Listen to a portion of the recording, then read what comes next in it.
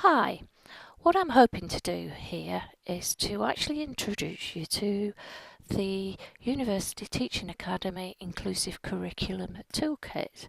This is a really useful resource for programme teams for when they are planning new curriculum, or there is also resources here about classroom and ensuring you're being inclusive actually within the classroom with your teaching practice.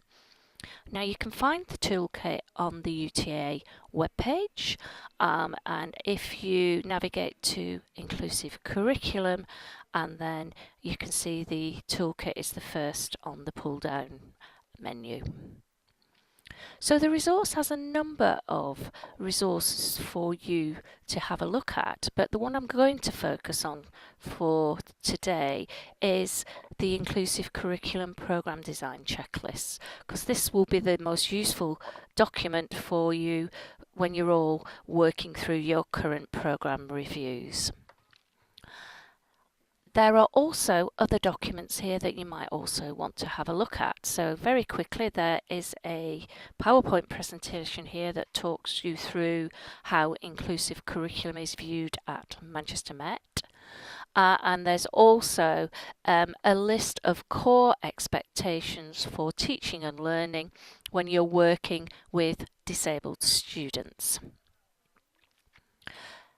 There are also a section here on resources for teaching for when you're working within the classroom. So there is a set of good practice guidelines, and there is particular guidance on providing resources in advance of teaching sessions. As you are aware, the recommendation is that resources are available at least 48 hours in advance of the session. So there's some guidance there about that. And then in the other resources at the bottom here, we have some specific checklists for retention and progression.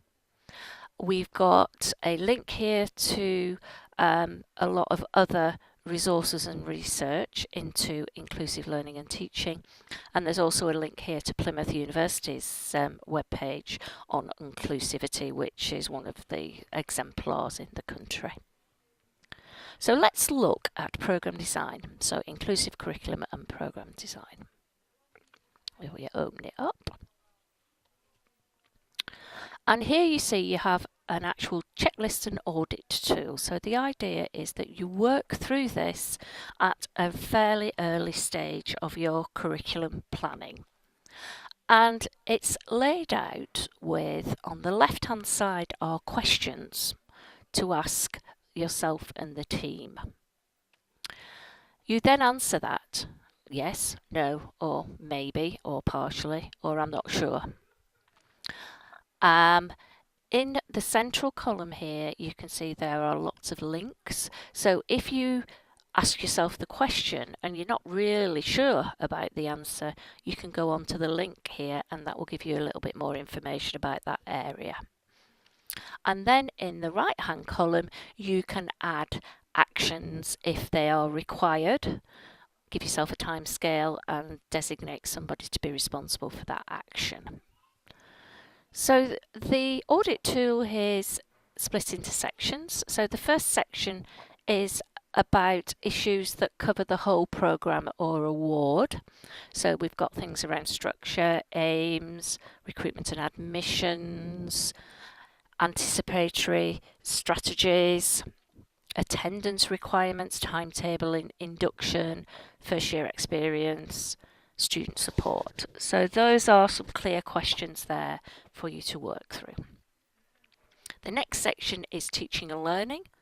So this covers things like content, teaching and learning practice and methods, resources, placements, field work, etc.